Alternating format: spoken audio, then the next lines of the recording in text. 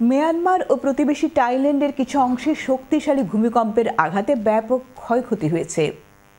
সময় যতই গড়াচ্ছে ততই স্পষ্ট হচ্ছে এসব ক্ষয়ক্ষতির পরিমাণ, সেই সঙ্গে বাড়ছে মৃতের সংখ্যা।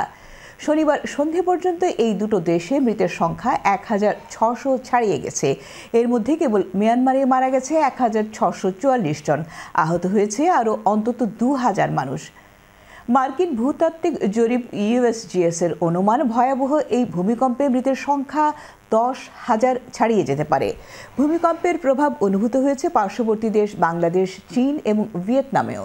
বেশিরভাগ হতাহতের ঘটনা ঘটেছে মিয়ানমারের দ্বিতীয় বৃহত্তম শহর মান্দালয়ে, এবং এটি ভূমিকম্পের কেন্দ্রস্থলের সবচাইতে কাছের শহর।